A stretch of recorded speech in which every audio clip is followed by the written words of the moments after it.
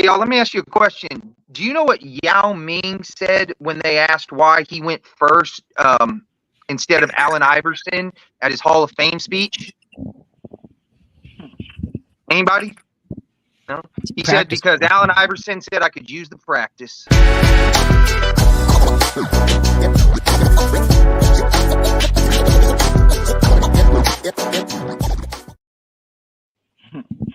What's up, y'all? It is the HoopStorians. We have a very special episode right here. We got me. I'm your host, Tony Styles. We got Fluent. We got Unique. We got Aaron Schroeder. We got Kev Loves the NBA. We got Kinsu, and we got Chris as well. Just to let you know, this is the only show on the Sports Fluent Network that is superior to Fluent and Chill. So let's get on this day in NBA history. This day in NBA history, July 16th, 2016, seven-time All-Star and Hall of Famer Nate Thurmond dies at the age of 74, 9 days before his birthday. Real quick, since we are doing the Hall of Fame, I just want to ask you guys two things. One, how come he never gets credit for the most pushback hairline of all time? And two, do you guys think he is a Hall of Famer? Is Willis Reed a Hall of Famer? No, Nate Thurmond. Nate Thurmond. I still was thinking about our previous conversation about Willis Reed. He's a Hall of Famer. Without a doubt, yeah. Yeah, I think he is. I mean, I can't really judge. I never saw him play, but I seen he had a great stat line, and he played against the best, Wilt and Russell. So that could be the reason. I think the worst thing that happened to him was Wilt, Kareem, Russell, and all those guys, because even though he was good, he was never as good as those guys. So he kind of got overshadowed and never made as many, since there was only two All-NBA teams, kind of just fell in the background. That definitely hurts him. He's second in MVP voting 1 year, but not all NBA because he's still behind Wilt and Russell. But I'd say he's a Hall of Famer for sure. He's one of the 100 best players. Did he ever win? Not a title. Yeah. Was he on the 75 title team in Golden State? No, he was on that. What? He was on that 67 finals team. The Bulls by then. Yeah, he never. Really? He never won. He never won. Yeah, but he was on that 67 finals team that lost to Wilt and them. Mm-hmm. So again, also, people do make fun of his hairline. I see it on Instagram all the time. Like, how come guys don't look like this no more? And it's like him at 26 with like these jacked out guns and a receding hairline and a gold chain around in the middle of a game. It's right about here where my headphone band is. First triple double ever as well. Well, not only that, people just age different back then. I don't know if you guys watched, wrestling like in the 80s, but do you remember Earthquake when he was feuding with Hulk Hogan? That dude was 26 at that time. No, he wasn't. Yes, he was. Yeah, I will say this. My son, Fluent Jr., loves, like, Nate Thurmond's in his starting lineup for when he plays All-Time Warriors versus my all-time team. So he's a big fan. My son's a bit of a historian, if you haven't seen him yet. So that being said, when you're answering your question about is he a Hall of Famer? Because I know you're picky. NBA Hall of Famer. Is he a top 100 player who led was he great? He's 15-15 for his career, but he had much better seasons. And he was inefficient for that time period a little bit too. 42% career. Yeah. 42-3, ain't that the number? I think 42-3 is his number. 42-1. But you're right. 42% is so he's inefficient, which explains like the 15 rebounds a game though too, right? Like I hate to compare him to someone in the WNBA, but it's kind of like Angel Reese. Yeah, you're gonna get a bunch of rebounds if you just keep rebounding your own missed shots. He was a very good defender, though. He was a very amazing defender. Very good defender. One of the best defenders of all time. Yeah, he's in his 10 years he was a 5-time All NBA. 14 years he was 5-time All Defensive Team. And you're right, he was in the MVP conversation at least like second. He was that 1 year, but I think top 10 3 or 4 times. He's not in my Hall of Fame. Damn. Really? Kareem said he was the toughest defender he faced, and then the stats really back that up. I'd put him in, especially for early contributions. But yeah, plus the all defensive teams. I think only like 10. You know what? No, let me rephrase. He's probably in He's probably in, but he's not in the VIP room. I think we've established we're going to have like a Hall of Fame and then an elite. I look at it as you're doing the Bill Simmons thing. Yeah, you should do it like a pyramid, like Bill Simmons. There's the Pantheon. There's tier 4, tier 3. Yes, I have the Pantheon. Yeah, so we diluting the Hall. I'm with Deion Sanders, man. We diluting the Hall of Fame now, like. But I get what you're saying. It should be an extra, a room of Hall of Fame. That's what you're saying. Yeah. So I'll stay consistent. He's not in my Hall. Well, there we go. From what y'all saying, I don't know. I would put him in a Hall of Fame. Like I said, I can't judge a player that I ain't see play, so I could see the little intricacies in his game and what the context of everything. But from 42% and he ain't never win. He was supposed to be a dominant big man. That was a big man league there. I mean, I don't know. I don't know if I got him in a Hall of Fame either. Like, because I'm really like, I'm not gonna say I'm picky, but I don't know. Like, I don't think he did enough. I think if he would have maybe won, Willis Reed, I never saw him play, but I know he won 2 rings, and he did. He has legendary moments. Knocked out an entire team in a fight once too. Yeah, well, that's a legend. I feel like a lot of people get in Hall of Fame from legendary moments. Joe Namath is only in the Hall of Fame because he not only won, but he guaranteed to win. And he shouldn't be in the Hall of Fame. A lot of people say that, but I mean, to me, I'm a moment guy. He's football. Joe Namath. A guy. I never seen him play neither, but I seen his stats. I'm a football dude too, and his stats was horrible, bro. Like, but not only were his stats horrible in the game that he guaranteed to win, he stunk. Yeah, he didn't win that game. He almost lost them that game. And let's be honest, they fixed that game so that the merger wouldn't be a complete disaster. That's a different conversation for another time. Hey, but you know what was funny real quick? I was watching this show. I forgot which show it was. With a winner where they have the Super Bowl, all the Super Bowl winners, and the dude not Rosie Greer, the one who became a big actor who was in Police Academy. He said that when he played for Baltimore, he said that when Baltimore won the Super Bowl, I think Super Bowl 5, and everybody else was celebrating, we won the Super Bowl. He said he couldn't celebrate because all he could think about was, man, I should have 2. And that stuck with me, man. Joe Namath ruined that for him. You know what I mean? He was like, man, we should have won that one. I should have 2 rings right now. He couldn't think about the 1 ring. So I don't know. I think that moment alone, that's why Joe was in there, like you said. Like, I don't know if his stats deserve it, but the moment, the thing he won. Do you think Eli should be in the Hall? Listen, yes. No. Quickly on Joe Namath. I know we're a basketball show, but quickly on Joe Namath.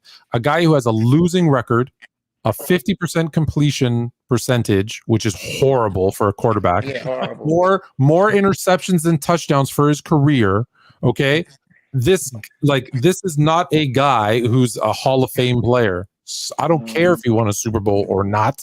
That alone keeps you out. Eli had 2 good runs.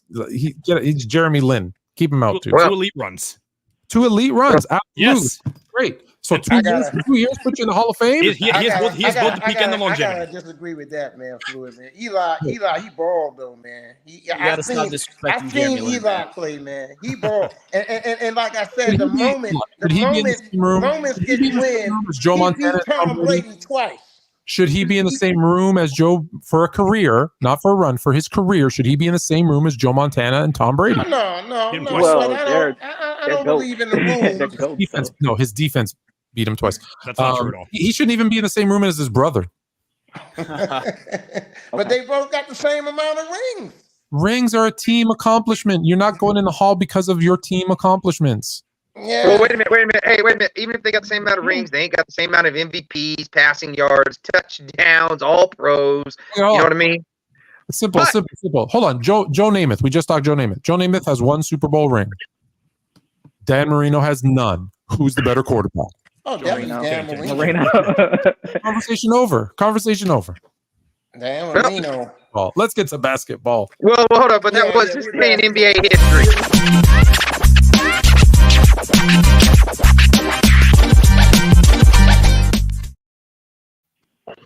Okay, I like so all here's these what little it is. videos. I like all these little Right, videos. right. As we're arguing about 60-year-old football players, 65 years ago. Let's get this going. I'm a football we guy, man. See, I got on my we jersey, man. My I Buffalo feel you. Bills jersey. I feel I you. just wore it that We need an NFL show on this channel. We'll talk about that later. Right. So we're doing Hall of Fame. The way we're gonna break it down is we had 17 people vote. We added up the top 10 scores. We're gonna induct 5 in. However, we're gonna do the 5 finalists as well. We think they deserve an honorable mention as well. So we're just going to start going through it. I'm going to list out who came in number 10th. I'm going to say my piece on them. Then we're going to kind of go through the panel and see what they think about each player and all that. So we're going to start up coming in number 10th. Can I mention there's no active players. Let's be just no active. Just like the real Hall of Fame, no active players. No LeBron, no Steph. No LeBron, no Steph. Exactly. That's probably the only active. Chamberlain. Those are the only 2 that probably would make it. Yeah, no Jeremy Lin, although no Paul George. Somebody got Paul George. Horford. Paul George Paul isn't. George is he's the GOAT. What you mean? He's the GOAT. No Paul George. Real quick though. My question for Paul George is who do we lose? Oh, there we go. My question about Paul George is this: who do you think's got a smaller forehead or a lower hairline? Him or Kyrie? Jalen Rose. I would say Paul George because Kyrie's just starting to expand a little bit. Kyrie's starting to look old. I'm talking at their peak though. I know. I mean, because it went like eyebrow straight to fade. Yeah, at their peak, probably Kyrie's. Kyrie didn't have Kyrie. no forehead. Kyrie had that Usher hairline. He had no forehead. Yeah, man. I say Kyrie. All right, so hey, Chill, thank you for joining us. What we're going to do is we're going to list the players in order who came in 10th, 9th. No active player could receive votes, so if you guys voted for them, they're out. We're going to say a little piece as we go around the horn. No trademark infringement, so ESPN don't bother us. So coming in at number 10 was George Mikan.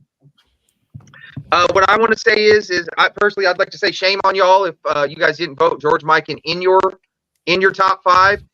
Even more so, shame on you even more so if you guys did not vote on him at all. George Mikan is the godfather of the NBA. The NBA might not be around if it wasn't for George Mikan's contribution. I believe they did 4 or 5 different rule changes to make it harder for George Mikan to dominate. And I think he belongs in any NBA first tier Hall of Fame, first class because of his contributions. I'd also like to say, if you're looking, Fluent, you're a Lakers fan. I just want to say I think it's pretty shitty of the Lakers to count his 5 titles and not throw up a statue of him. And he only recently got his jersey hung up there. So I think it's pretty shitty. They got those little stars counting his titles, and they hang his banners, but he don't got a statue out there. George Mikan is very hard to rank. They didn't even calculate rebounds a lot of his years. But for all the people that always say that Kobe is the only person to go back to back without a top 75 player, well, George Mikan did the same shit, and he won 5. And that's all I got to say about George Mikan. Fluent, you want to go next? I'm really surprised he came in at number 10, excuse me, when I know 2 people had him number 1. This point system needs to be reevaluated. Well, it's only 2 out of 17, and I think only 4 people had him voted overall. 4 out of 17. Really? Damn. Okay, number 10. Yeah, no. I'm with you. I think he should be in. And then, Chill, what you got to say about Mikan? I don't have anything to say about Mikan except I don't have anything to say about Mikan except that he was the godfather of the NBA. The Lakers don't exist without Mikan. You agree? We don't know none of these dudes without Mikan. I'm not one of these people that only lives in today. I do not just live in today. So like what somebody did 80 years ago, yes, that does matter. Just like Tom Brady 50 years from now, if you don't care, you should. 100% you do. I gotta agree with what he said. 5 championships, the godfather of the NBA. I never seen him play. I never even seen too many highlights. And I can't hate on nobody I ain't actually see play. I like to judge who I actually seen did what when the moment was great. But he got 5 rings against the competition that was put in front of him. So I can't hate on anybody that, you know what I mean, that got him up there. You know, and like I said, he put the Lakers on that. I mean, it was in Minneapolis. I think he got all 5 of his rings in Minneapolis, but he was I mean, he did his thing, man. Just quickly, Jay. I don't know if now he's right below you. Do you know Kinsu? No, I don't. I just became a huge fan because I didn't know that. He put me on the show one time. I was talking to him. He's got a song on the Blade soundtrack. My favorite movie ever, Blade. He's got with Wesley Snipes. Yes, sir. That's the same thing. That's dope. Wesley Snipes put me on. That's he dope. Put me on that shit. If it wasn't for him, I would have been on it because I was going through. It's a lot of little story behind that shit too, Fluent.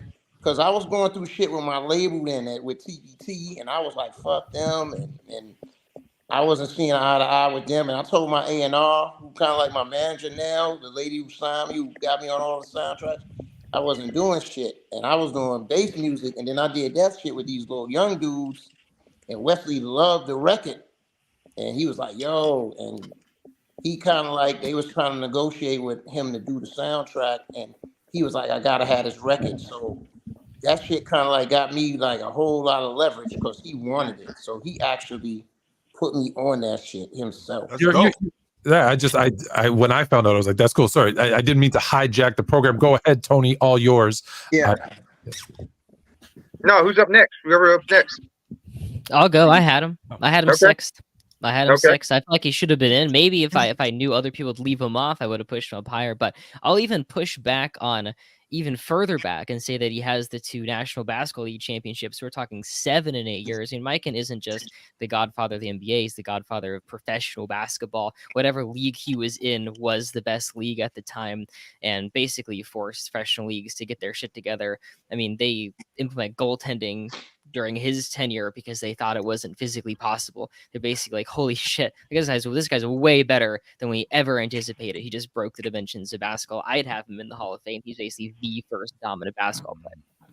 Hey, bro, I just want to say one thing. You have great content, bro, and a great voice. Like I can't hardly see you because you're at the bottom, and I recognize your voice like you on fucking ESPN or some shit. I appreciate it. I be watching your shit religiously, man. How you be breaking that shit down. How you be breaking your shit down. I just want to say I'm a fan. Thank you. Much appreciated. You should make a record or some shit with your voice. Chris, what you got to say about Mikan? Yeah, I feel like a lot's been said about Mike, and I agree with pretty much everything said. I wish the Fluent was here because I was going to give a smart ass comment about how the only reason why the Lakers started adding Mikan onto their Hall of Fame thing is because they started to catch up with the Celtics in their rings, and up until recently they equaled them. But obviously, obviously that's the only reason why they added them in the first place, because the Minneapolis Lakers have 5 rings, not the Los Angeles Lakers. I don't have George Mikan in the top 10, but I don't have a problem with it neither. So. Me neither. No, it's just for what he contributed. I don't have it. He's not even a top 10 player. He's just, that's why I voted. He contributed to the game. Me and Fluent, we both voted him number 1, and that's the reason why I voted him number 1. I was trying to get his points up as much as possible because I think he deserves it. And not only that, he was busting these dudes' ass in horn-rimmed glasses while he was playing. Tone, I need them glasses too, Tone. It wasn't like that wasn't for like protection. He needed those to see. I know. He wasn't just rocking those. No, he needed those to see. So, as far as what I have to say about Mikan, I mean, there's nothing to add that hasn't already been added. From my opinion, I can't say why I didn't put him in the top 10 is because I already knew how you get down. So I already knew you had him high up, and I wanted to, who I put as my number 10, I wanted to give them some love. But he deserves to be in the top 10, sure. I don't really have any problem with him being there. Like I said, everything that can be said about the Godfather has been said. Kev? I had him in my top 5. If I had known that he was going to be at 10, I 100% would have put him at number 1. I had him at number 5. I don't really get how he fell at number 10. Some fun facts about George Mikan is that, like Aaron's saying, he's had a big impact in the NBA. Some things that he's done, he played in a full NBA game with a broken leg once. He is the reason why Kareem Abdul-Jabbar never went to the ABA, despite him wanting to be in New York and decided to go to Milwaukee. It's weird how much George Mikan has impacted the game in so many little ways, and I feel bad that he's at number 10 because I thought for a fact he was going to be a lock in the top 5. So now I'm curious to see what the top 5 is. It's going to get a next ballot. Yeah, next ballot. Maybe in another lifetime. Okay, so the next person up, we have a tie. Actually, they both tied. So we'll list the first one. The next up was Tim Duncan. I would like to start off by saying you have no idea how good Tim Duncan was. Wait, Tim Duncan's good? I'd like to start off by saying that. But first off, I'm going to put it this way. Tim Duncan, to me, is the modern-day Bill Russell. That dude won 50 games every single year. You could not stop him. He was the system. Tony Parker, Manu Ginobili, they owe 50% of their careers and what they accomplished to him. You had everybody that just went there, played their role. They weren't doing shit. Matt Bonner wasn't doing shit in Toronto. Patty Mills wasn't doing shit in Portland. And everybody that came there, people that weren't doing nothing, they got with Duncan, and all of a sudden they became an essentially better player. You know what I mean? It did not matter who you put with him. You look at the talent level, like the talent level, what he was when that 0-3 run, especially. You know what I mean? What was it? Ginobili shooting 36%, Parker shooting 38%, and they're winning titles with that. David Robinson is 8 points, 6 rebounds, things like that, and they're winning titles with that type of stuff. It's just amazing how good Tim Duncan was. And I don't care if he's boring. I just care that the ball went in. And that's all that I care about. What you got to say, Chill? I think that people discount. I think people discount more than anything his ability to reinvent himself. He came out of college as a 5-man. He had to play the 4 because David Robinson was there. And then he didn't move to the 5 until 10 years later. He moved to the 5. His best years was at the 4, but he moved to the 5 and he was still elite at the 5 spot, still made the all-league defensive team, was still making the all-pro team. He wasn't the scorer that a lot of people would want him to be, but that was because that wasn't the system. He could score. I mean, he had 23 a game seasons, 25 a game seasons. He was closing out series 33 and 17. He was a glass cleaner that nobody ever talks about. But the most important thing about me with Tim Duncan was the fact of how basic he was, how effective he was in terms of him being basic. There was nothing extracurricular about Tim Duncan. This is what it is. If this bank shot is going in, I'll shoot it 10 times until you stop it. This is who I am. So I had him at 8. So I don't have a problem with him being at 9. I had him at 8. So actually, he's tied for 8 with someone else because we got a tie. But what about you, Fluent? What you got to say about Tim Duncan? The fact that he's number 9 is an absolute travesty. Tied for 8. He's tied for 8. Whatever. The greatest power forward of all time. The only knock you have against him is he wasn't flashy. Well, you know what? They're not paid to be flashy. They're paid to be productive, and they're paid to win. That's not true, Tone. They paid Magic to be flashy. That was part of Showtime. So knock it off. Knock it off. Hold on. If Magic averaged 5 assists and never won a chip, he would have been white chocolate, Jason Williams. But except he didn't. He averaged 12 assists and he was flashy. Exactly. But it wasn't the flash. That's why I said it has to be about the production and winning. That was part of it, though, Tony. He wasn't basic Benny. He wasn't like. I understand that. But what I'm saying is if he had the flash and nothing else, right, he wouldn't be who he was because you had to have the other things. Sure. So that's what I'm saying. Tim Duncan is the only thing you don't have is the flash, which is also good because you didn't have the drama either. You didn't have the diva either. So I think we really, really undervalue a guy who was one Chris Bosh rebound, Ray Allen 3-pointer, Chris Bosh block away from being 6-0 in the NBA Finals, and we're probably having a different conversation about Tim Duncan. He should be in the GOAT debate. Wait, I got a question, Tone, real quick. Do they win it the next? Do they win it? Do they win it again the next year? No, I think so. No. I think so. Because we talk about this 6-0 thing, like they came back different. He's never won back to back, so right, that's never happened. History would tell me that he wouldn't win it because right, so he doesn't. So he'd still be 5-1. Hey, I just want to say this: he's 2 shots away from possibly winning 5 straight.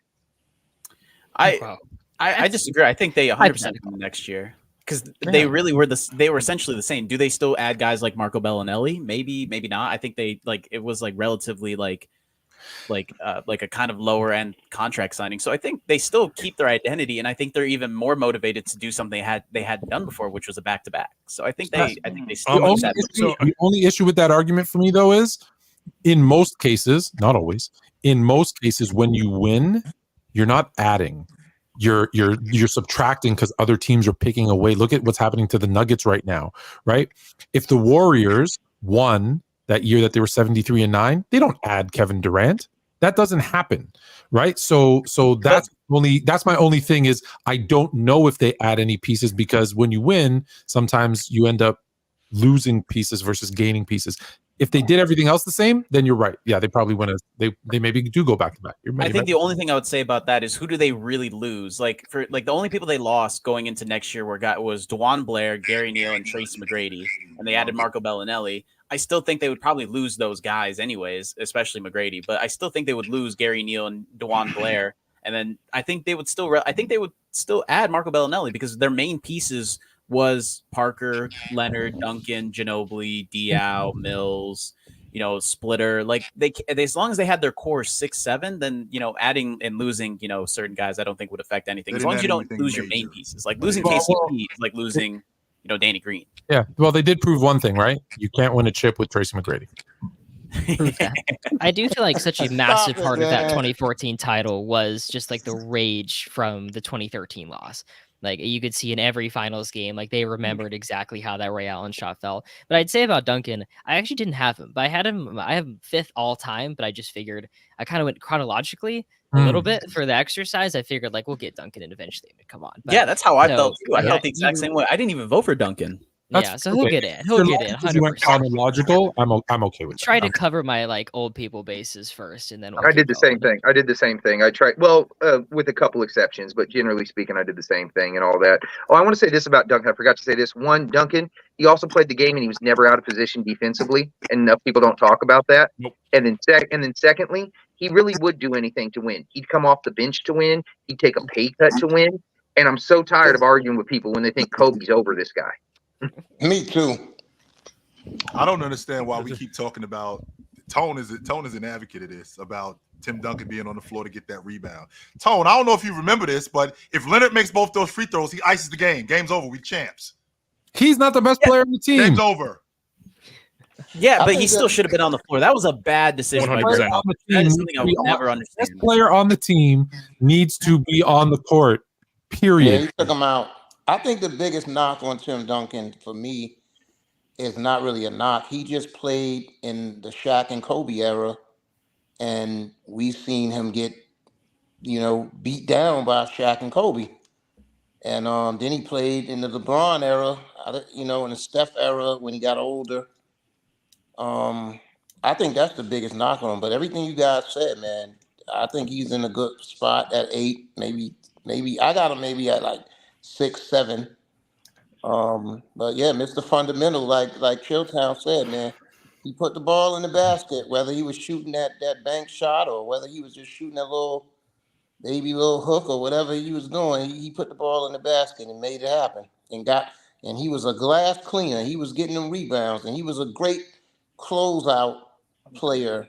Like he would have 30 and 20, 30 and 17, like in them closeout games. And yeah, he was a beast. But like I said, he wasn't flashy. And when you got Kobe flying in and Kobe and Shaq dunking on everybody in the early 2000s, and then he never repeated. And he kind of like, even though he beat them, I think in 2003 he did beat them, and he beat them before they won the championship too. Mm-hmm. When they beat him, it just looked like it was in dominating fashion. I think they swept them once. They swept them in 01. Yeah, they swept them in 01. And then beat them in 5, and they beat them in 5 in game in 02. But in 99, Duncan swept them and all that. Yeah. But hold on, we got to keep this moving. We only had 2. We got to keep this moving. So let's go. Chris, give me 30 seconds, and then Nick, give me 30 seconds. I think one of the more underrated, so I voted Duncan 7th. I think one of the more underrated things about Duncan's career is just the fact that, like, even though he had Parker and Ginobili and some great players, for the most part, he was dealing with players where like a second and third option was almost by committee. So he didn't really have like a consistent like go-to guy when he needed to. So just the fact that he was able to win with anyone for such a long time really shows the impact of Duncan's greatness. Neat. Yeah. Well, for that team, Duncan, in my opinion, was the only elite player. He made everybody around him look better. But as far as Tim Duncan, you put him on any team, he's going to have the same type of career, in my opinion. So I had Tim Duncan at number 10. As far as the flash and everything like that, that didn't really matter as far as the results did to me. So I feel as though Tim Duncan, like you were saying, he's always in the right position. He's always making the best plays. He's always doing whatever he needed for his team, and it showed throughout his career. The next up, the tie with him is Shaq. Shaq, the most dominant player. He came in tied at 8. When he was at his peak, he looked completely unstoppable. It was stunning anytime that he would have an 11-point game, a 15-point game. He just looked completely unstoppable. Young Shaq, the way he could move, I think 93 Shaq was the best defensive Shaq. It shows with his blocks and his rebounds and his movement. He can move so fluidly for his size. Yeah, and that's number 8. Chill. Better than 2000 Shaq? No. Defensively, Yeah. 93. Not rookie Shaq is better defensively. The numbers back it up. He gets more blocks. He gets more rebounds. He covers the ground more. No, Probably the athleticism. It's probably because he was more athletic back then. Because you still get the same. You were watching him night in and night out. What you're shaking your head. So the 99 2000 Shaq was much smarter. He was a lot more detailed. He was a lot more detailed. He was much smarter. My only issue with Shaq, and I've said this to him time and time again, the fact he never led the league in rebounding or blocks, I've always had a problem with that. Always. Tell him I've said the same thing. I've always had a problem with that. The fact that he never led the league in rebounding and blocks, but as a defender, he was elite. I don't really do too much with the numbers when it comes to stuff like that because Dennis Rodman never led the league in assists. He never led the league in blocks. I think Dennis Rodman's a top 5 defender ever. So I do look at the numbers in some instances, and I do look at the numbers. But when it comes to a guy like Shaq, I mean, it changed. Like you talked about Mike, and they changed the rules for him. You know, for every basket that you break, we need to hold $10,000. We can't keep doing this. We have to. We can't keep doing this because this is getting ridiculous. So I mean, he changed the 5 spot, put a zone back in the league. He got much better on the block as an offensive player. I think Shaq's one of the best offensive 5 men in the history of the game. So I had him at 10 actually, and my only knock on him was that he never led the league in rebounding and blocks. That's it. Tell me he had a hard time moving Jahidi White too. Jahidi White was the only person I could really see where it was hard for him to move. Jahidi White with him and Big Country, those two dudes. Him and Big Country. When he told us he struggled with big Country, I heard the words coming out of his own mouth, and I still didn't believe him. He used to shake his head at me, telling like, "Jermaine, I don't know what to do with this dude. What the hell? I don't know what to do with that funky ass jump shot. I don't know what to do with him." Oh man. Listen, I'm not surprised he's at 8 because hearing more and more people say they did it chronologically. But like, was there in 70s, after the 70s, a more dominant player in the NBA? And the answer is no, because some people argue maybe Wilt Chamberlain, but maybe in the history of basketball there was not a more dominant player. So yeah, Shaq has every right to be in the top 10. Like I said, I think he's only out of the top 5 because of some chronological decisions. Led the league in after parties, so couldn't lead the league in rebounds and blocks. Yeah, I mean that's one of the things that they say about Shaq though. His focus wasn't there. Had we seen a more focused Shaq, we probably would be having a completely different conversation just based on how dominant he was. Had he went in with like, let's say like a Wilt mentality where it's just like, I want to lead in rebounds this year, I want to lead in blocks this year, he very well could have done it. I don't think that was ever his focus. I think his thing was, I want to get up here and look like the best player for the season and win a championship. I think those were the things that he focused on, at least from the way he played, in my opinion. I had Shaq at number 5, so he definitely belonged in the Hall of Fame based on all of the accomplishments he had, his dominance, things like that. Yeah. So Kev, you're up next, and you get some hard eyes. So go ahead. What you got to say about Shaq? Yeah, that's him. Yep, it's me. I didn't vote Shaq in my top 10. I feel like I'm a little surprised he's at 8. Duncan and Shaq, I didn't vote for either of them in, but the most dominating player in the last like 50 years since 76. There's not a whole lot to say. I feel like Shaq could have been so much more in his career, and doing like a deeper dive in Shaq's career, seeing quotes from Phil Jackson saying that he thinks he underachieved and all this other stuff. I feel like Shaq tends to be underrated at some points. When people say he couldn't play in today's NBA, he would kill in today's NBA. So I think that's why I didn't have him in my voting, is just when I looked at the importance of who should be in the Hall of Fame, the first inaugural Hall of Fame, him and Duncan didn't come up. I thought of other guys who just had more significance and importance to the NBA. So I'm a little surprised that he finished at 8. I feel kind of bad now. Chris, what you got? I just looked at my list, just FYI. I don't think I have Shaq or Tim Duncan on mine either. So I didn't have you on mine. Like I'm not the only one. Travesty. Look at this, right? I feel bad right now. Hey, don't Chris, feel what you bad. I got didn't have to say? Mike in. Yeah, so I had Shaq at 8 personally. As Kev said, like, so he does get underrated in some ways. I feel like up until recently, I did see a lot of lists with him like outside the top 10, which is pathetic. Because people say, oh, he could have been so much better, and the whole notion about how he wasn't as hard a worker as Kobe, which is why people liked Kobe so much more. But that being said, I really don't care.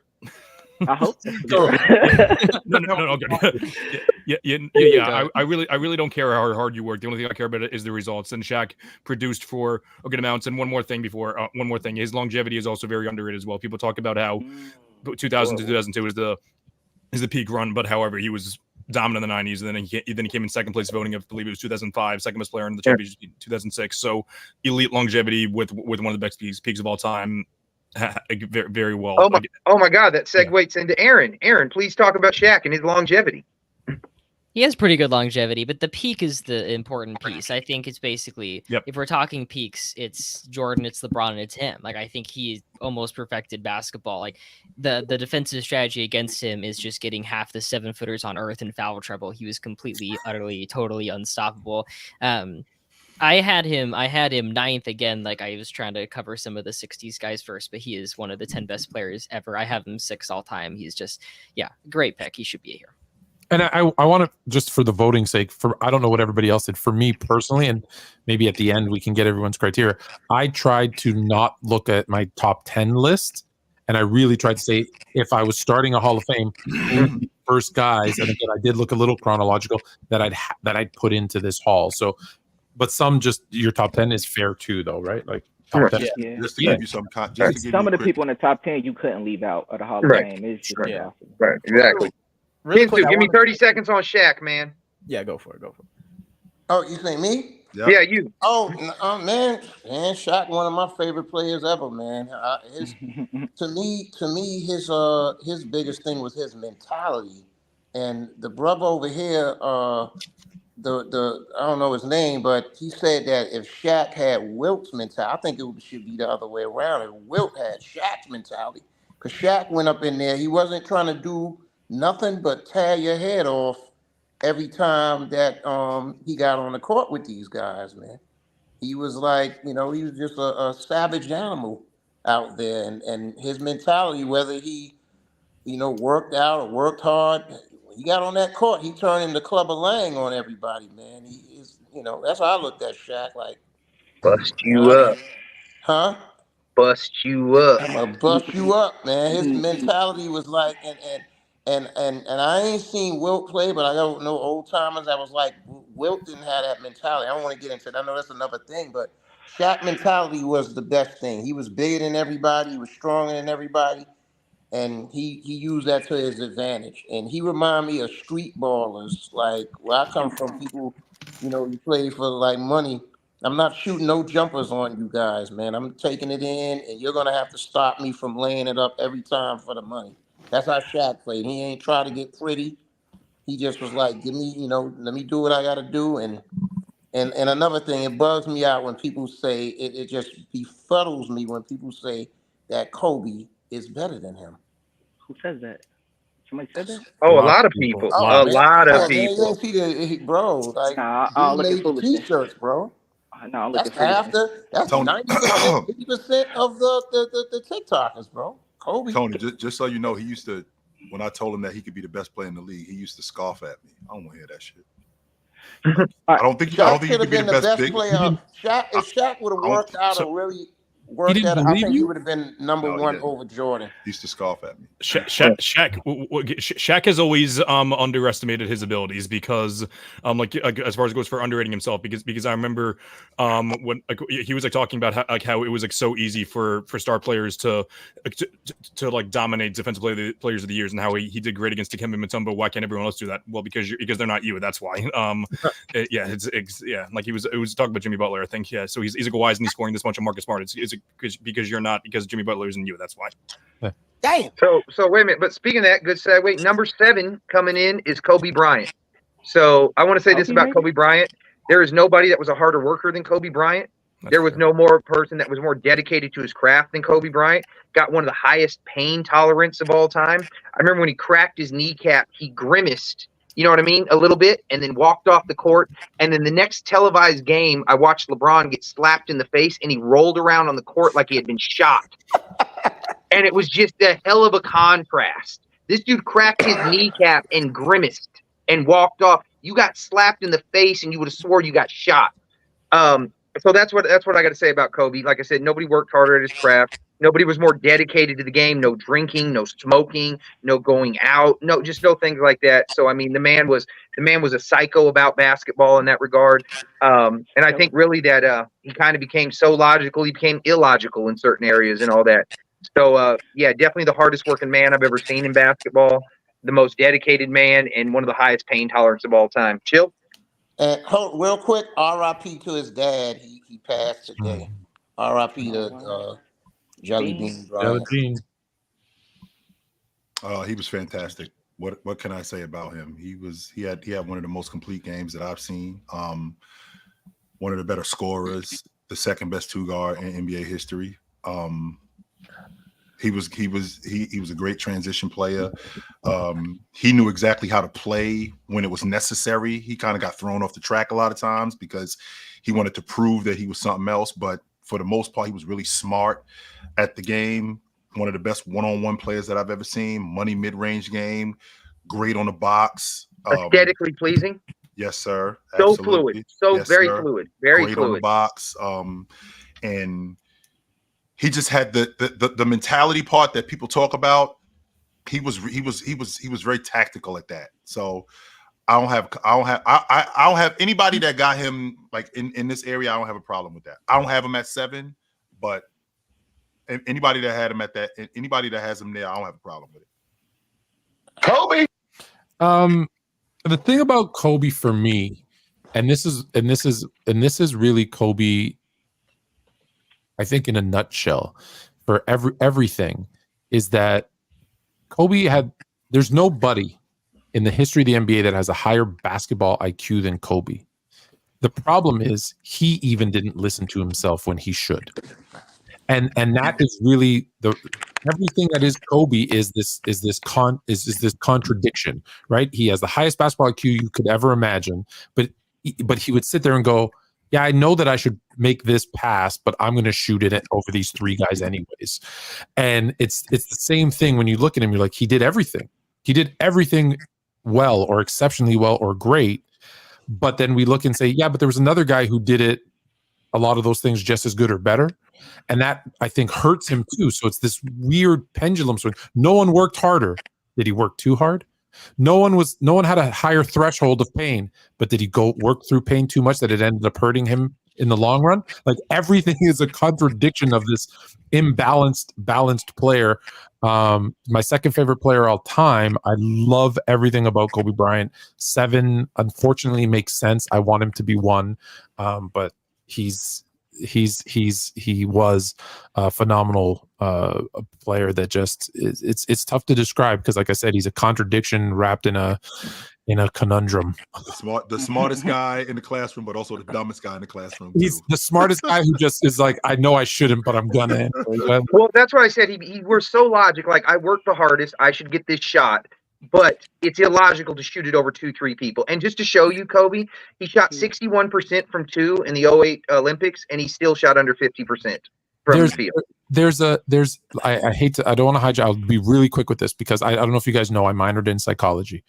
And there's this, and I'm not comparing him to this person, although he might be a psycho on the court. But there's a thing that Harvard does where they ask you this question to see, and they say, like, here's how crazy it is. 93% of geniuses answer this way, but also 97% of serial killers. Right. And it's this whole story about a girl is at her mom's funeral and the next week she kills her sister. There's more details to it. But basically the theory is, in theory, it's she kills her sister because the guy was at her mom's funeral. So logically, he would show up at the sister's funeral too, so she could see him again. And it's like, it's the craziest thing that geniuses, 93%, but also serial killers. So there's this thin line, like that's Kobe. He's like super smart that like, but sometimes he would go crazy on the court. Not a killer. So that's why you gotta love him or hate him. One of the two.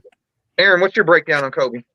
I'll say good things about Kobe. I didn't have him personally. Obviously, he'll make this in the next ballot, and he should. But if we're talking just two guards, 06, 07, Kobe might be as absolutely unguardable as anyone has ever been.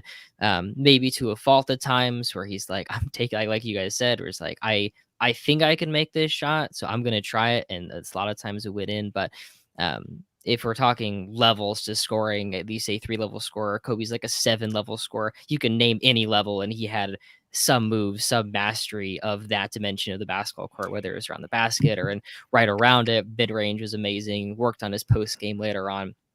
3-point shot was pretty good. I mean, he is one of the greatest players ever. Okay, Chris. I think one of the more fascinating things about Kobe is I don't think there's a player who has like a bigger gap between what the analytics community thinks of him and what the players think of him. Like there are guys like Isaiah Thomas, Russell Westbrook. Like people like look at the numbers, they look at the impact stats and say, okay, this guy wasn't really that good. But however, obviously you got to watch basketball through film and not just through the spreadsheets. Like looking at the numbers are important. But that being said, when it comes to like just watching, watching basketball and like the players who are the best of the best, a very, very large portion of them think it's MJ, LeBron, and then Kobe. Some even have Kobe number 2. I personally had Kobe number 9 on this, but like I'm not gonna fight tooth and nail with you if you want to have Kobe much higher, given his impact on not only just the game in of itself, but more specifically on players today. Like you hear guys like Tatum and like all these guys talking about how they model their games off of Kobe, and that's, I feel like that's gonna remain for a very long time now. Pinsu, what you got to say about him? Yeah, he was spectacular. I got Kobe like in my all-time ranking right outside the top 10, number 11. But in this thing, I had him, I think, at number 9 or 10. Don't say that too loud. Don't say that too loud. I know you told me that. Hey, you don't remember, but you done talked to me a couple of times. Yeah. You told me them Kobe stands was coming to get me. Don't say that too loud, yeah, you brother. told me that, man. They be coming, but but listen, this is what I say to them, man. You know, Tony, no, I go at him I go at the Kobe stands on his show, man. Kobe, I don't have a problem with anybody that got Kobe in their top 10. But if you got Kobe top 5, that's a behavior that need to be studied, because that's kind of diabolical right there. But like I said, with him, I kind of agree with like what everybody else said. He was spectacular, but I just can't. For me, I just look at he's the only player who came in the league with the most dominant player in the NBA at the time. You could say Magic, but Magic kind of like, but he, Kareem went out and Magic took the championship. Kobe had to develop. He had to be developed. And once he developed, he was a beast. But I just felt like if him and Shaq would have stayed together, they might be 1 and 2 on the all-time list, and I was kind of like mad when they broke up. I kind of felt it when they broke up. So I don't have him in my top 10 list of Hall of Famers, like all time. I got him in my top 10 list of Hall of Famers, right, with this, because LeBron ain't there because he's not retired yet. But there we go, the T-shirt. Yikes! Somebody need to send me that T-shirt. Right. But Kev, what you But got I to ain't say got no about Kobe? problem with anybody who got Kobe top 10. It's Yeah. top 5. That's when I be having a problem, bro. Because I just Right. feel like it's other players who just did a whole lot more, Right. that I actually saw. Kev, what you got to say about Kobe? So I had Kobe at 10. Here's my thing. It's his popularity. It's his significance to basketball culture. It's his significance to other players. That's the reason why I had him at 10. I think Kobe gets overvalued by his popularity rather than his play. I think people look at the highlights rather than the results. I think people tend to overvalue certain things and then not realize other things. So that's the weird thing about Kobe. I've been accused of being a Kobe hater several times. I love and appreciate Kobe. I just don't think that he's in certain conversations. But that's pretty much my take on Kobe, is that I had him at 10 because he's significant, he's important, and sometimes popularity can mean something, and that's why I had him above Duncan and Shaq in terms of this this conversation of who should be in the Hall of Fame. Yeah, for first ballot Hall of Fame, listen, I have Kobe top 5 all time, but he's not on my list. For this. Neek, he's one of your favorite players. What you got to say about Kobe? Definitely. So as far as the top 3, that shirt is funny to me. I'll keep it brief because I love Kobe. Kobe is one of my favorite players ever. He's in my top 3 as far as my favorite, definitely in my top 5. But as far as the Hall of Fame, I kept him off the list for sake of speaking about Kobe, though. Kobe is one of those kids that was like studying the game his entire life. You can tell by the way he plays. You can tell he grew up, a little second generation basketball kid. So he's around all of these stars. Every player tells you that when Kobe's on the court, he's learning, he's taking stuff. How do you do this? How do you do this? How do you do this? He's looking for different things to add to his game. He had that urge, he had that desire and that fire to be better in every aspect. It's almost borderline insanity, in my opinion, just based on the fact that he would constantly know, like you were saying, this is a bad shot, but take it anyway, because his thing is, I work on this so much to where it's eventually going to drop. Even though it wasn't, it was just, that's the insane aspect to me, where Kobe just wanted to go out there every night and prove. And he even said he played with fear. He's out there looking fearless, but he's playing with fear, and he's so composed while he's out there showing you, even though I'm shook, I'm scared to death right now, but I can't let you see that. My killer instinct is to attack you. My killer instinct is to try to take your head off. Inside, I'm trembling, but when I crack my kneecap, you're not gonna know it. When I tear my Achilles, you're not gonna know it. That's the mentality. He told Gary Vitti, can we just tape it up so I can go back out there? Yeah, the Achilles. That's why I said nobody had a more dedicated. Can we just tape it up? My man, your foot is hanging from your leg. You can't just tape it up. No. Hey, when Phil Jackson was his coach, they asked who's better, Mike or Kobe. And Phil didn't want to say because he's currently got, but he goes, I don't know, man. Mike had those hands. Next thing you know, Kobe's in there with grip machine, just working on his grip because he can't make his hands bigger. So he's in there working on his grip. We are now actually into Hall of Fame. First Zag, we had a tie for 5th place. So actually in the first class, there will be 6 entries. Come on now. Yep. So coming in at a tie, each with 90 points, is Wilt Chamberlain and Larry Bird. Larry Bird had the most 5th place votes, and Wilt Chamberlain had the most 3rd place votes. So I will say this about Larry Bird first. I think Larry Bird, nobody ever says it like this. Larry Bird played the game the shoulders up. He wasn't scared of nobody. He talked shit. He ran you down, and he liked the smoke. He wanted the competition. He wanted the fight. He never backed away from a challenge. He enjoyed the challenge. And, he was disrespected when you put white players on him. That was disrespectful. You don't care what color they are, just as long as they're not white. That's disrespectful to his game. And as far as Wilt goes, I know a lot of people now, they like to dissect Wilt. But I will say this: what people don't understand, when Wilt succeeded at the highest level we probably had ever seen. Wilt's 67 team was considered the greatest team of all time at one point, and so was his 72. He is the only member on that list of greatest teams ever that is the member of 2 teams that can be considered the greatest team of all time. And as far as that go, Wilt did whatever he wanted to on the court. If he wanted to lead the league in assists, he'll do that.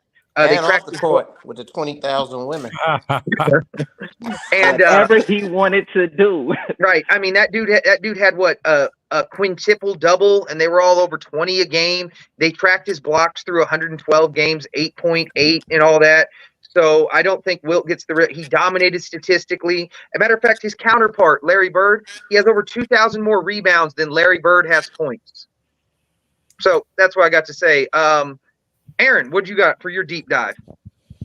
For Wilt, I describe Wilt as like a basketball atom bomb, basically. It's just so much talent, so much ability, but sometimes it just destroys both sides. But when honed in perfectly and precisely like it was in 67, it was just like the best player possible in terms of scoring, rebounding, and defending. He is the statistically best player ever. The numbers Eat it, Tone. Unbelievable. Eat it, Tone. I'm like, the scoring is absolutely off the charts. I'm like, I had him down at 7th. Second. I had him down at 7th. I'd like to make the case. You know, people say on TikTok that I hate Wilt Chamberlain. I've made plenty anti-Wilt videos. I've always been Bill Russell over him. But Wilt should be in the Hall of Fame, and I know in this class, and I feel good about that. Fluent, what you got to say? Let's hear what you got to say. Oh, wait, Aaron, you give us a speech about, give us a couple seconds on Bird. What do you think about Bird? Oh, Bird. Bird is probably arguably the most versatile player we've ever seen. And at the time he was, in terms of his volume scoring, crazy efficiency, he dominated the glass. That's an underrated part of his game. But the passing is also really important because we've seen great scorers and great rebounders. What set him apart is he also made his teammates better. And the Celtics are the second best team of that entire decade on the shoulders of that. Kinsu, Bird, your favorite player. What you got to say about him? Larry Bird was my favorite player of the 80s, and I won a lot of money with Larry Bird when everybody else in the hood was betting on the Celtics. All the boys was betting on the Celtics. I was cleaning up with Bird at least those 2 years. But I got Wilt over him, though. Wilt, I can't, like I said, I can't speak on players I never actually seen. But the stats, the time that he played in, I got Wilt like there's in my all time there's Jordan, LeBron, Kareem, and then Wilt. So, you know, like come on, bro, 50 points a game. And I know he ain't winning the championships people say he won, but I just felt like Wilt, he lacked that one teammate, even though he got with Jerry West and then when he was old. But when he was maybe younger, he didn't have the guy. You mean the guy he carried in the finals? Huh? You mean the guy carried in the final? Did he got carried in the final? No. Wilt carried Jerry West in the 72 finals. Jerry West scored 19 on 32% shooting in the 72 finals. Oh, shit. Well, I didn't know that. I didn't even know he carried. I thought Jerry West was dominating them 72 finals. Thought he was. I ain't not dominating, but like I said, I wasn't watching ball back then, and I ain't really like look at the stats of what I watched, but just from the stats alone, man, and Wilt's, you know, and then the 20,000 women, man, you know, me being in the music industry, and you was talking about the Diddy parties. I can imagine what Wilt parties was looking like. I bet Wilt had some hell of a parties, man. I bet. Fluent, what you got to say? What you got to say about Wilt and Bird? Well, I'll start with Bird because some bullshit. I already know it. Here we go. I'll start with Bird because Bird, although a Celtic, just so y'all know, I deal with this on the regular with this dude. Just so y'all know. So go ahead, Tone. Here we go. I'm just gonna say, just since we're dealing with this is Bird, listen, Bird has every right to be inducted into the Hall of Fame. He is the greatest, and listen to what I say because people are gonna take this wrong. He's the greatest pure small forward in the history of basketball. From an offensive, defensive, rebounding, passing, IQ, right, as a teammate, as a leader, if you don't like, not trash talker, as a motivator, literally he does everything you want a guy to do on the basketball court. And people underestimate his athleticism because most of them see him the later years, right? He was athletic enough in the beginning part of his career to be, and he was also a bit like 6'9", 6'10", like who could pass, who could dribble, who could shoot, right? So he has that. He's one of the greatest basketball players of all time. Isaiah Thomas once upon a time said, if he was black, he'd be just another guy. He couldn't have been more wrong. Rodman co-signed. I don't care. A hater anyway. Rodman said it first. Isaiah co-signed, for the record. Rodman said it first. Isaiah co-signed, which is what he should have done.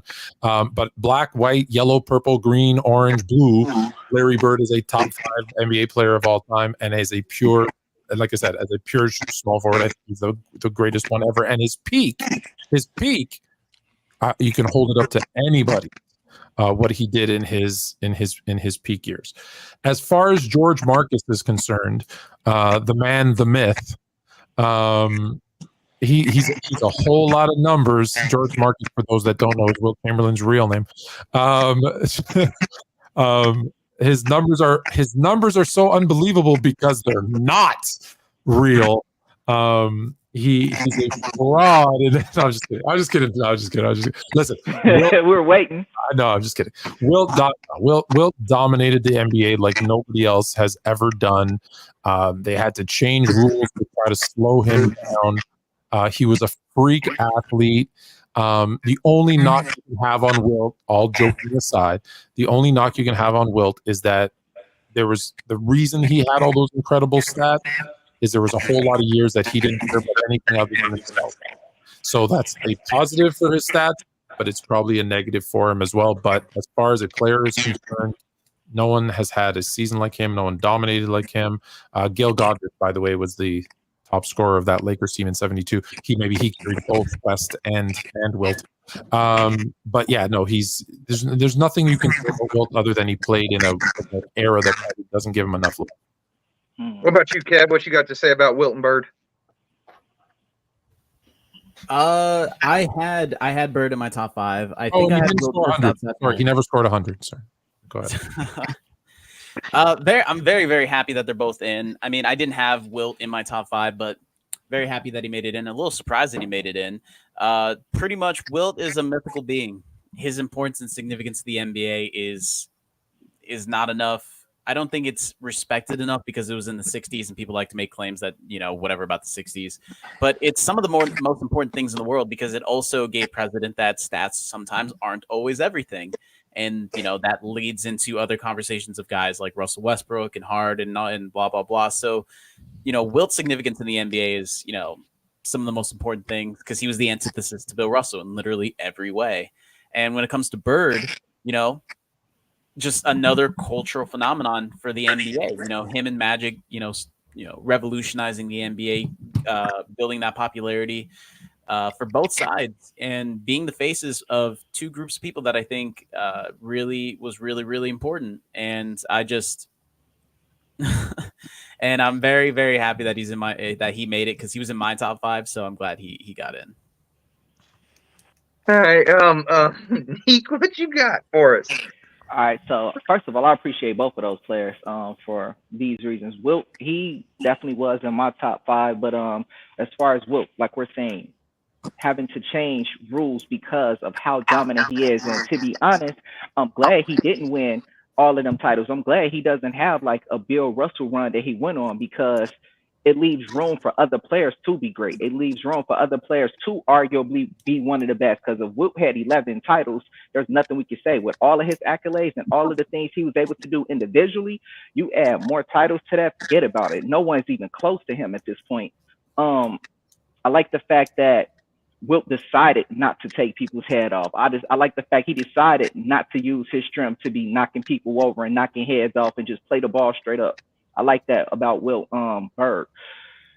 Larry Bird, showing players that you don't have to be the most athletic to still be one of the most talented players ever out there on the court. He's giving you 50, 40, and 90 a couple times, winning three-point contests, winning titles. He's great defensively.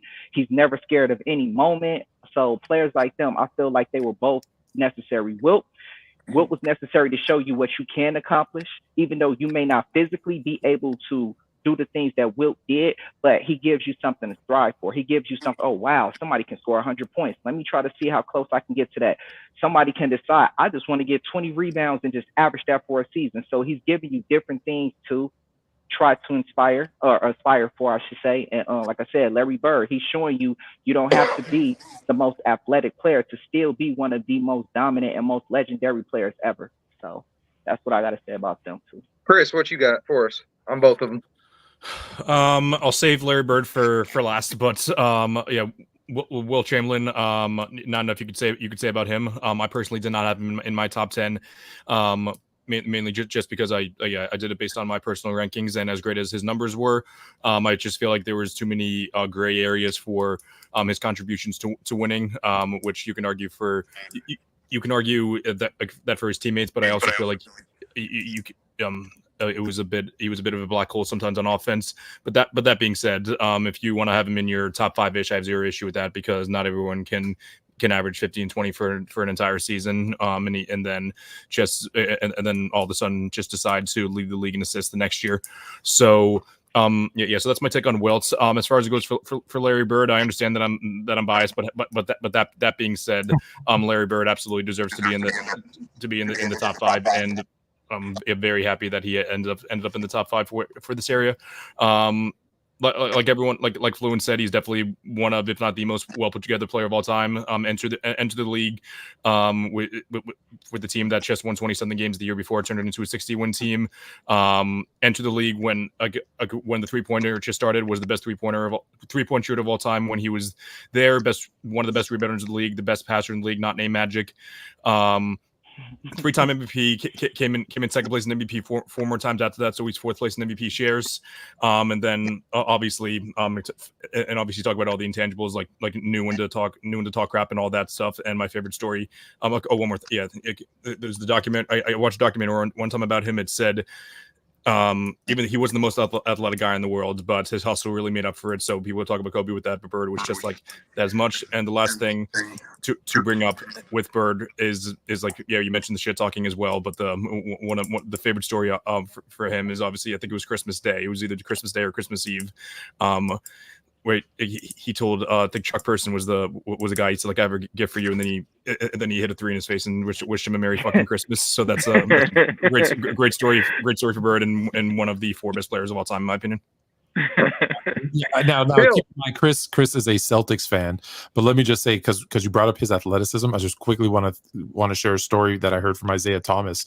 If you guys remember Eastern Conference Finals, Pistons and Celtics. Pistons go up, I want to say, by 1 point or 2 points, and they think they're celebrating. They think they've won. Isaiah Thomas is inbounding the ball, and he says, "All I see is this flash." And it's Larry Bird stealing the inbounds and kicking it back, I think, to Dennis Johnson for the layup to win. And I'm like, Flash? I thought he was super slow. How was all of a sudden he was this flash of speed? Hustle sometimes. Well, chill. You remember when we talked to Bob Bryant, who covered him for all those years? He said his defense really picked up in the last, 6 minutes, 2 minutes, or whatever. But chill. What do you got to say about both? The trash talking that y'all talk about. I mean, the only thing I have to say about that is, to get Doc to punch him in the face, Doc is the most class act in NBA history. For Doc to swing on you, I would love to know what he said to Doc to make Doc swing on him. That's number one. We gotta ask. Number 2, Larry Bird was a basketball player, and I really like that. I don't really get too much into the basketball player stuff, but Larry Bird was exactly that. And he played basketball the way, if you looking at a basketball player, I want to play like that. 6'9", clean glass, money mid-range game, could shoot the long ball, knew when to get off the ball, knew when to stay on the ball. One of the better team defenders that I had ever seen. Not an underrated, but a damn good ball handler, damn good distributor. We talk about peaks. Bird had a 4-year stretch where he went 27, 11, and 6. That's Giannis today. So, and we're talking about a guy who did everything at an elite level. Bird was an elite rebounder. Bird was an elite shooter. Bird was elite from the stripe. He was an elite scorer. He had an awesome box game. He had a 7-year stretch where he finished 1 or 2 in league MVP voting. I don't know how many guys can say that they've done that in league in NBA history. So I don't have Bird in my top 5, but I 100% have him in my top 10. As far as Chamberlain, I have to listen to Bob Cousy say, if he had half the heart that Russell had, he would have been even more awesome. How much more awesome could he have been? He retired as the all-time points per game scorer in NBA history. He retired as the all-time leading rebounder in NBA history. When he retired, they were the only team in the 60s to beat the Celtics. When he retired, they were the only team to, in 1972, win as many games as they did. By the way, I watched that game, Game 5, when they beat the Knicks. They didn't count blocks back then. He had 8 of them in that game. He had 8 of them in that game, in addition to the 20 points and 24 rebounds. So he almost had a triple-double there. Everything that's necessary that he might not have won in dramatic fashion, but I say the same thing about all the other guys. Well, he should have won in 69. There's plenty of guys who should have won championships that didn't win them. There's plenty of guys who lost championships where we look at them and go, they should have won this year. They should have won that year. Same logic the same logic you bring with Chamberlain, you have to do that with other guys. But as far as what he did for the game, there isn't anybody more, to be honest with you, there isn't anybody more influential in terms of rule changing and more dominant than what Chamberlain was. I think Chamberlain's a top 4 player all time. I got him fourth. And there's no logic to suggest to me, well, back then he was playing against plumbers and the league wasn't that, and it wasn't that many people and wasn't that many teams in the league. Well, I can flip that logic by saying that means that I had to see the tougher competition even more. Imagine having to see Bill Russell. Imagine having to see Thurmond, Walt Bellamy, Nate Thurmond, Willis Reed. Imagine having to see these dudes 6 times before Christmas, 7 times before Christmas, as opposed to only seeing them once or twice a year. So when you have to see the tougher competition more, I think that brings out more of your game. And on top of that, the fact that he played against Russell, and this was down numbers. He averaged 30 and 30 against Russell. I just want to put that on your mind. He also has the most unbreakable record in all of sports, and I don't watch all sports, but his 23,924 rebounds all time is the most unbreakable record in sports. Well, he had 2 seasons, if I'm not mistaken, with 1,000 rebounds. With a what? Plus, who's gonna? Yes. Oh yeah, 1,000 rebounds. No, 2,000 rebounds, because he was averaging his peak is 27. Yeah. Aaron might know this off the top of it. 27.2 is his peak. Yeah, 2,000 rebounds. 27.2. I'm not sure of that. My question is this: who would stop him today? That's my question. Who would stop him today if he played against plumbers? Who today would stop him? Who's he not doing it against today? He was also an Olympic level high jumper. So that's all I can say. Ain't nobody stopping and no one, Neek, to answer your question, no one's. I joke a lot about Wilt, and I make fun of Wilt, and I call him a fake player and blah blah. But that's how good he is. Tone don't even think he real. That's how good he is. Tone don't even think he a real person. That's how good he is. I think it's like Kinsu said, the numbers on the court and off the court. You can't I think he lived in Mount Olympus with my ancestors. Yeah, the example that I gave about Chamberlain is where the Lakers play, what's called the Staples Center. It used to be called the Staples Center. Mount Olympus with your ancestors, Tony. Tony, you do kind of look like Athena. Fill that arena up where the Lakers used to play, the Crypto.com arena. Fill that arena up with women. It's still 1,100 women waiting outside. That's what Chamberlain said he knocked down. Stop playing with Chamberlain, man. Stop playing with Chamberlain, man. I got him. Stop. Okay, so 1,100 chicks waiting outside. Still get in. So hey, and he died. Hey, and he only lived to 63. It's not even like he got 80 years. By the way. FYI, do the math on that. It don't math, by the way, but okay. It's like it's like 15 straight years, like 4 chicks a day on average. And let's be clear, it wasn't that's the quintuple double he was talking about earlier. Hey, bro, those are JFK numbers. Let's be clear. It didn't say that many times. He said that many different. Yeah, we know. That's not. Come on, B. You wild right physically now. It's almost so if it was physically possible for anybody else, it's physically possible for Wilt. Almost as impossible scoring 100 points in a game. Chamberlain is the one player in the history of the league that I really, really, really wish I would have seen play, because I just don't know how he lost I'm trying to figure out how he lost to Russell all those times. Like, what was going on? Well, I will say this. In 63, when you have 9 players in the Hall of Fame, in your entire rotation, Hall of Fame, that's hard to beat. That's hard to beat. I'm gonna push back. I'm pushing back. Too much Wilt positivity. Too much Wilt positivity. You realize when we introduce someone into the Hall of Fame, hey, we have a backward ass Hall of Fame. Have you ever seen somebody get injured and then we talk about their flaws while they're on stage? You gotta be honest, right? You gotta be honest. Wilt took more shots in his first year than he'd get assists the next 7 seasons. You mentioned he's kind of a black hole. He's the biggest black hole the league's ever seen. And we had mentioned earlier. Have you seen Michael Porter Jr.? If he had 15 teammates, he wouldn't have passed to those guys. And so I feel like those are the problems that Wilt had. And while like at his best, it's one of the best players ever seen. Like I think that's what holds it back earlier in his years. He is far too aggressive scoring, doesn't pass to his teammates. Well, with the Warriors, then with the Lakers, all he does is pass. And so there's only a really brief moment where I think he truly figured it out. And were those? Yeah, I got you. Were those Celtics players actually Hall of Famers, or were they only Hall of Famers because they played with Russell and got them? See, that's legitimately what I was about to say, because a lot guys of, like Casey Jones, Paul Sash Silas, Sanders. Well, no. But here's what you guys don't realize, okay? When there was 8 teams, it was the top 120 players in the world in the league. So yes, they were. If Casey Jones got a chance to shine, he would have shown. But it didn't. See, that's the thing. Like Tom Sanders made the Hall of Fame. You know, like he made it as a contributor. We need to move on. But I just want to say one thing: from his 10th birthday until the day he died, there was 19,345 days. Go ahead.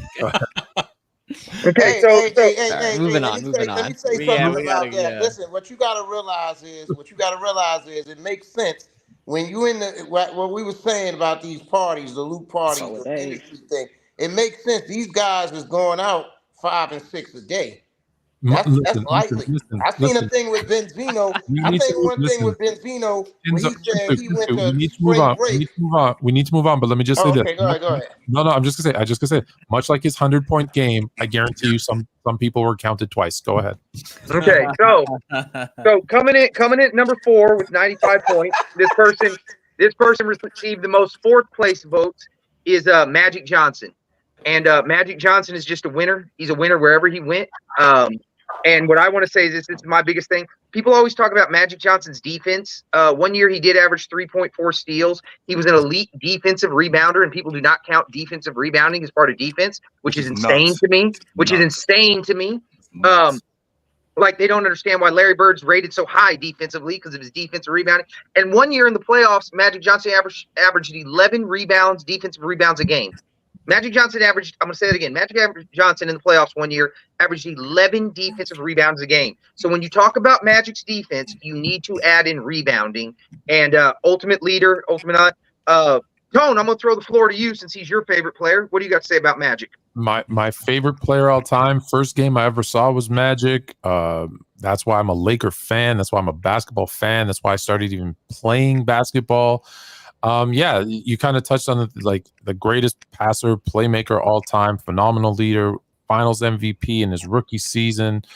Him and the guy we were just talking about, Larry Bird, together combined, took a league that was on the verge of bankruptcy, a league that probably wasn't going to exist in 2 years, and they were the first building blocks of what we now know as a $100 billion company because of these two guys and what they did. Not just his flashy play style, which was aesthetically pleasing, but because he produced, because he put up numbers, because he won, because of his beautiful smile, because of all that package. A guy who could do everything on the court. Yes, defensively, he wasn't elite. When he came into the league, he wasn't a great shooter, but there were all things where his defensiveness became when he needed it, but more so his shooting got better as the years went on. He turned something that was a flaw into a strength. I don't know how much more I can say about Magic Johnson. He's like I said, he's my favorite player of all time. So maybe I gush a little, but yeah, everybody to be in here, a top 5 player of all time, a guy that, and I'm sorry, I'm going to steal a little bit of your thunder here, Cho, because I know you say this a lot too, and I agree with you 1,000,000%. A guy who, if it wasn't for his disease, probably is in the GOAT conversation because he was still a prime player in 91. People forget he won MVP second in MVP voting to Michael Jordan before contracting HIV. This is a guy who would have probably won another championship or 2, and he would have been the leader in steals, the leader in assists all time ahead of John Stockton, and it would have been a very, very different conversation about him. Hey, Tone, I want to say this too. For people that watched the league back in '96, when he came back and they were playing, if you guys remember, they were talking about the Lakers could win the title that year. And that was fat Magic Johnson. And that was power forward Magic Johnson. Power forward Magic Johnson. Right.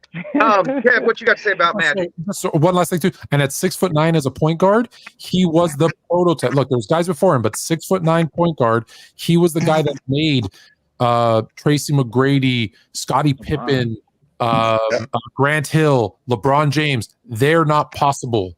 There wasn't really nobody like him before him. Nobody. There was nobody like him before. Nobody. See, I say that all the time whenever people talk about, whenever we talk about the greatest point guard of all time between Magic and Steph, people talk about Steph changing the game and they're like, oh, Magic never did that. Like, do you not realize what you're saying and how That's crazy. wrong you are when you say that? Magic was like the first positionless guy. The thing that we talk about all the time in the NBA, positionless basketball, Magic was at the forefront and really changed the game. And it really bothers me how ignorant people are when it comes to Magic. I had Magic in my top 5. I think he was like a no doubt. Whenever people try to say some really ridiculous things like, oh, well, he's not that good of a scorer, like he's just like Ben Simmons. It's like, man, how dumb can you be by saying that? How dumb can you be, man? I don't get that. Like he was a great free throw shooter. He was over 90% multiple times. When he took threes, he was really good at it. At his peak, he was taking 4 threes and he was making nearly 40%. But that just doesn't cross people's mind because they don't think of Magic that way and they didn't bother to actually look at his career and watch some of his games. So I think Magic is slowly becoming one of the most underrated players on NBA TikTok and just in NBA because I don't think people process that a guy who was I think it was his ugly jump shot. Yeah, it was his ugly jump shot and like just the fact that like sometimes being a better offensive player is just doing all these things great versus just scoring. Like I've had people tell me that Carmelo Anthony is a much better offensive player than Magic Johnson. And it's just, I have zero patience for shit like that. I have zero. Bro. Hey, Chill, you know what I've started telling people when they say shit like that? Call you names when Chill, you know what I've started telling people when they say shit like that? I go, you're sharing the same pipe as Delonte West, if you really think that. Zero patience for that kind of stuff. And that's what I tell people. And another thing is, I can explain it to you, but I can't understand it for you. No. He averaged 20 points a game on 13 shots a game. Keep that into perspective, guys. When you say he's not a scorer, 20 points a game on 13 shots a game. He was a good scorer. It's just that no point guard was really no successful point guard, no good point guard, no point guard that was on a championship level team was scoring really. Like it wasn't like this like high level scoring. It was just guys that were playing the game the right way. Hey, I want to say something also like Magic before I forget. I'm getting old. I'll be forgetting shit. This is my greatest thing with Magic. It's only 2 players in the history of the league that led the league in assists and won the championship. And you know who those 2 players are? That led the league in assists and won a championship. LeBron and Magic. LeBron and Magic. Mm-hmm.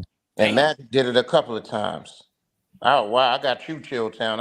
I feel real good right now. But no, I had to think about that because I thought it was Oscar, but Oscar in 71. I thought it was Isaiah.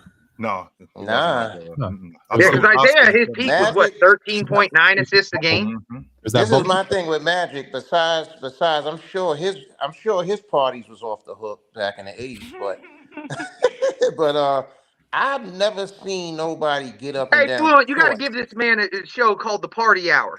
Yeah. And him just talk about the industry. It's coming. Yeah. I'm ready whenever you guys is. But I've never seen nobody. Magic to me was just so fucking smart, bro. His intellect, bro. I've never seen nobody game where he got up and down the court so fast and made decisions like I haven't seen nobody like pass like when he looking one way and dude is not even in the picture yet and hit the ball is right in his hands. It was his ability to get where he wanted to go. Hey, Kinsu, he said that if you guys remember the 50th anniversary, remember they did those interviews that they kept playing, and Magic said Showtime is looking right and passing left. Yeah, he was incredible, bro. He was incredible. Even though I liked it Bird more because it was just a betting thing, but man, Magic, man, he was incredible. And I think that he was the first player probably in the history of the league. First of all, I started watching ball. The first game I actually watched was the college game with Magic and Bird. And I started liking both of them then. And I kind of like gravitated toward Bird because he lost. I felt bad for him. He was the underdog. But man, Magic was so smart. And I think he was the first player ever who brought entertainment to the league with the, the charisma and his style of play. He brought that entertainment factor to the league. Like, I don't think it was nobody that had that before him. And Kinsu, what are you talking about? You forgot about Doc? Did you forget about Doc? Did Doc not exist? but Doc. Kuzi. No, I ain't forget about Doc. I was about to say Right, Kuzi. Doc, You read my mind. Doc was Duncan. When I say entertainment, I mean Magic. Like he was just like more Hollywood than Doc to me. Well, it's because he was in Hollywood. Huh? Yeah. Well, yeah. That's probably what it was. But Doc was bringing that entertainment as far as dunking on everybody. But Magic was just bringing the entertainment as far as I don't know, like coming down the court. The way he went down the court and was just passing.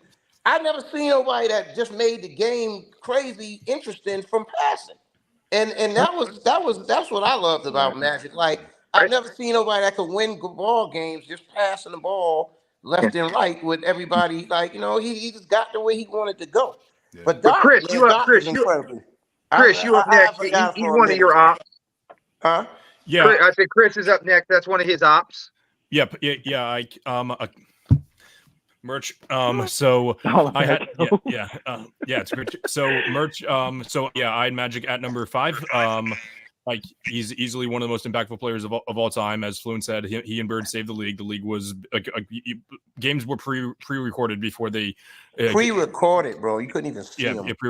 Exactly. They're pre-recorded. And I feel like Magic, especially I'm 25 years old. Yeah, especially by my generation more and like those younger, Magic has become criminally underrated. I feel like part of the reason is to justify the notion of Steph being ahead of him. I'm a huge fan of Steph. He's one of my favorite players in the league currently. I don't think there is a single argument for him being better than Magic. Magic is, as we mentioned, he's easily the best passer of all time. One of the best either him or LeBron are the best playmaker of all time. And obviously the 5 rings to go with it. And as much as you can nitpick the fact that he had to play with a top 3 player all time to get his rings. That wasn't the true. Kareem was great. Kareem was awesome when he was with the Lakers. But that wasn't the true peak Kareem. And Magic was the guy driving the bus and absolutely the main core of one of the best dynasties of all time. So yeah, Magic is absolutely in my top 5. Chill. I only have one thing to say about Magic. We got robbed. We got robbed. Real quick. If he continue, we get those 4 years that we got robbed. If he continues on that trajectory, and I was doing the math, he finished his career with over 25,000 points and 15,000 assists. We got robbed. That's all I got to say about Magic. And I don't think the Bulls would have won. Like I don't think they would have won that 3 in a row if Magic would have kept playing. Because I think the Lakers. I got to say about Magic. We got you know what? I know you got to go on, but Kinsu, I couldn't agree with you more. I've said this to Chill a million times. Yeah, because a lot of people don't remember if Magic hurt. Plays that team, not only were they hurt, but they were also, people forget they were young, right? Kareem was gone, but there was Magic. Byron Scott was young. James Worthy was a vet, but Worthy was hurt. Eldon Campbell was young. Vlade Divac was a rookie. AC Green, like that team would have. Vlade was second year. They would have been back. Yeah, they would have been back. They would have retooled. Yeah, and they would have. But they own Portland. They own Portland. Yeah. Even though I bet on Chicago, I won big money on Chicago. Boy, them Laker fans was pressure in my hood. I bet big money on Chicago, and I got to bounce, Tone. All right, please answer. Okay. All right, Nick, what you got? But yeah, man. For Magic. For Magic, what you got for Magic?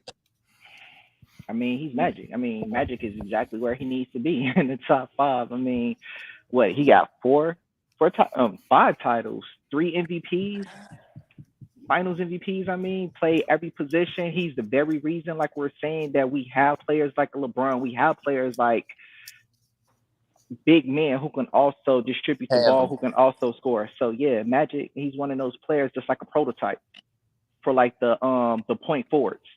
All right. So, and then Aaron, wrap it up Magic, and then we're gonna run through the top 3 real quic. I'll keep it real brief. Magic's the best passer ever. I think he's better than Bird. He was the foundation of the best team of the 80s and one of the greatest dynasties of all time, and also just the best offensive stretch you've ever seen from a team consistently during those prime years of Magic, or from his first year up until his first retirement. They led the league in field goal percentage overall. Like Magic just farms layups. He lived to get his teammates the easiest shots possible, made all of his teammates better. They won like 60% of their games. I had Magic at 4. That's it. So coming up next is number 3.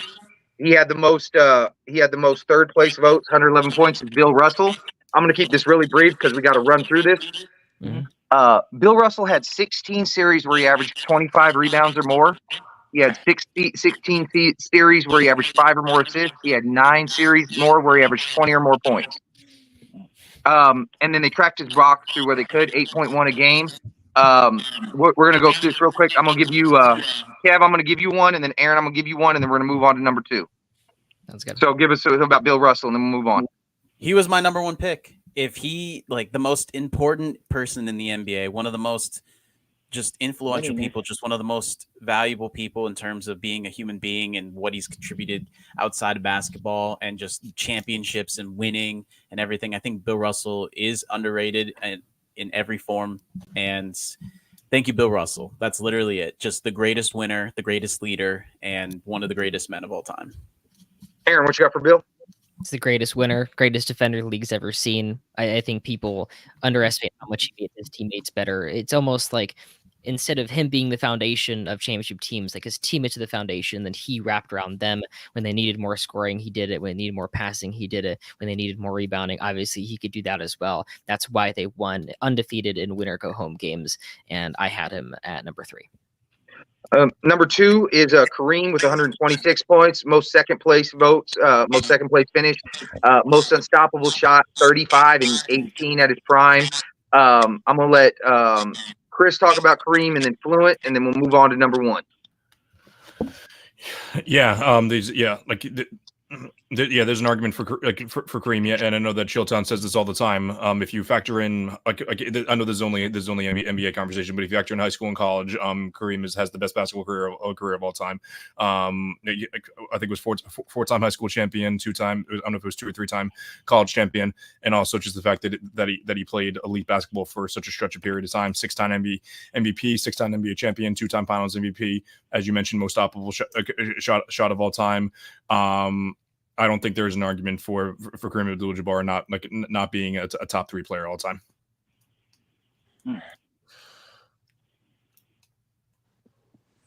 Who was up? Am I? You're up.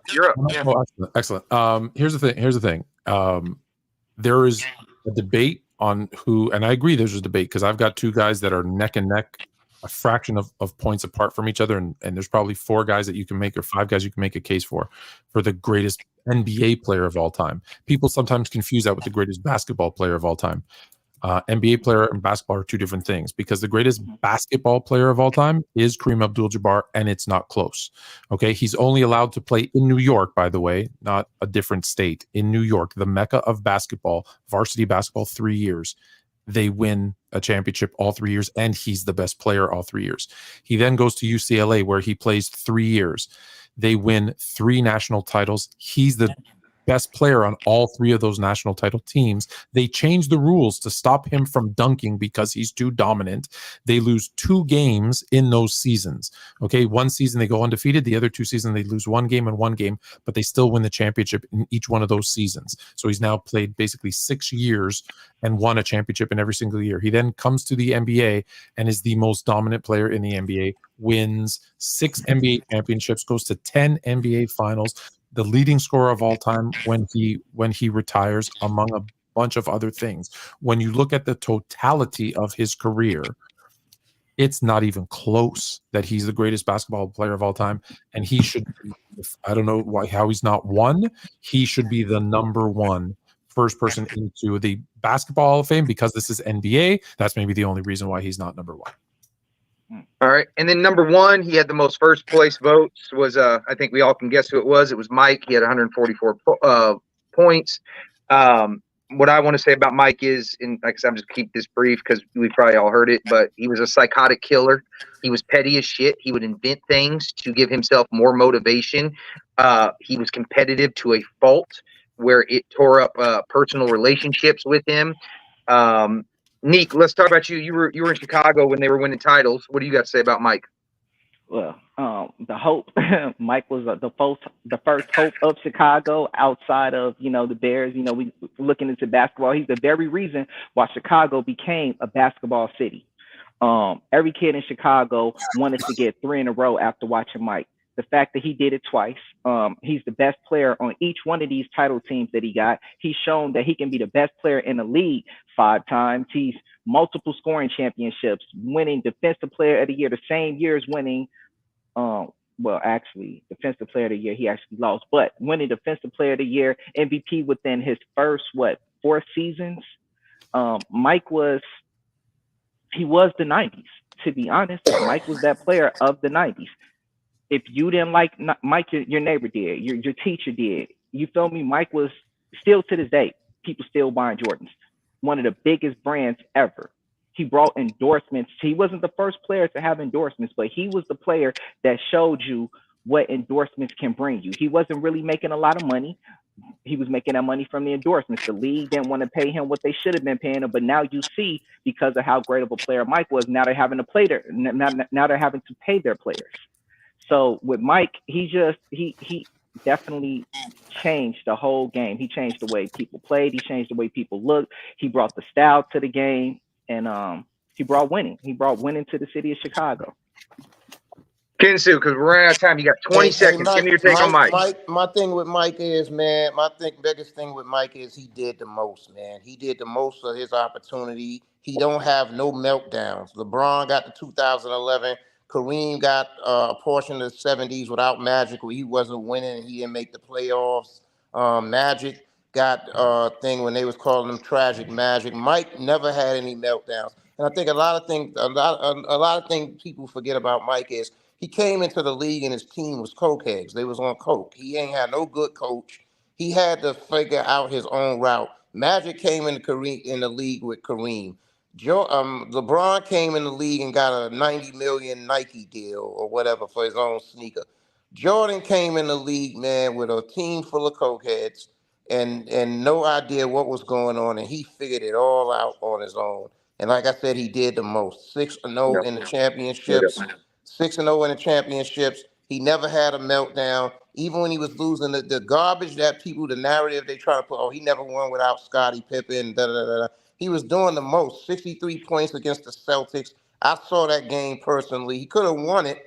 He missed the shot at the buzzer that could have won it, but come on, 63 points against an all-time team. He did the most in every situation he was in. He never really had a bad series or a situation where he didn't put his all in. That's what I got to say about Jordan. Number one. Honestly, real quick, the rest of y'all on the panel, you guys want to say one thing quick about Jordan for the sound bites? Best player ever. Next, I'm good. He's best amazing. player ever. Next. I hate Michael Jordan. Let's be very clear. I hate Michael Jordan. And for those that watch my TikTok, you're like, but you're always defending him. Well, the thing I hate more is people spreading agendas and fake narratives about players, and he gets the most. Like I tell you, I'll show you my inbox, thousands a day about him and 1 or 2 about everybody else, which is why there's so much Jordan content. That being said, I hated Jordan. As a Laker fan, I saw him come in to the league and think, he's going to be trouble for us. If you're a Celtics fan, right, Chris, you're probably not old enough, but if you were alive, trust me, you'd been like, I don't like this guy. But let's be clear. You talked about in Chicago. In Chicago, when Jordan was drafted, by the way, second worst record in the league, and the Chicago indoor soccer team was getting more fans at their home games at Chicago Stadium than the Bulls were. That's how bad the Bulls were, that an indoor soccer team was getting more fans. He saved the city of Chicago and basketball. And what else can you say about a guy who Wilt Chamberlain? I'll leave it at this because I'm all about money, as you know. Wilt Chamberlain, who likes nobody, who gives compliments to no one, said, every single player after Michael Jordan needs to thank him because the only reason they're getting paid as much as they are is because of him. Let's remember his last 2 seasons in Chicago, he was 101 and 105% of the team's salary cap. His pay was 100+% of the team's salary cap. You're welcome, everybody else. Chris, you got something? Kev, you got something? Yeah. So, Bird and Magic walked so MJ could run. The two of them saved the league, but however, MJ made basketball global. And yeah, though we struggled to win the first few years, obviously And not all those were his fault. He was doing everything he could, as you mentioned, 63 points like on the Celtics, and and as far as and I don't mean to bring up the GOAT debate in this, but like the number one thing is that stands out to me. People talk about how LeBron bringing his team to 10 finals or I think it was 8 finals in a row is extremely impressive, which it is. What LeBron did to the Eastern Conference, MJ did to the entire league was shook. There was no way to stop him. And whatever you threw at him, he came back another way. He was easily the best player of all time. And if we're not for Bill Russell, he'd be considered the best winner of all time as well. 41-9-6 in the finals. Kev? And we're talking a guard. We're talking a guard that's arguably one of the best players ever. Yeah. My only knock, if we got a second, my only knock I will say about Jordan, just to play a devil's advocate, is he never played a great team, I feel like, in the finals. Okay. That's the only knock I will have on him. But that's not his fault. He never played a team that won a championship. To me, I don't know who y'all think, but I feel like the best team he played probably was Magic in them. Because they have at least one. They was championship players, but a lot of people. Sonics and the Jazz were good. Those are good teams. But I gotta go, guys. I'll be back next time. Appreciate you. Bro. Thank you, everybody. Hey, Kev, what you got for us? Oh, I mean, he's the GOAT. He's the greatest of all time. He's the most important player in NBA history outside of guys like Bill Russell and Kareem. Mm-hmm. He deserves this #1 spot. The most influential player of all time. One of the most dominating players of all time. There isn't much else to say. I mean, he legitimately, never really lost. I think he did some things that helped out his career, like retiring and leaving after 98. But, he's the greatest of all time. And I don't think there's much of a case for him not to be. And LeBron will never catch him, bro. I don't care how much the media tries to push that narrative. Fluent loves hearing that. Hey, LeBron but anyway, will never catch him, man. One thing, let me say this. Mike made me like Nikes. There we go. Mike made everybody like Nike, bro. You young. I'm from the old school, 40. bro. Nobody wasn't with. Yeah, but 40 is young. My daughter's almost 40, bro. Nobody wasn't wearing Nikes. Niggas in the 80s was wearing Adidas, Converse. I already know, bro.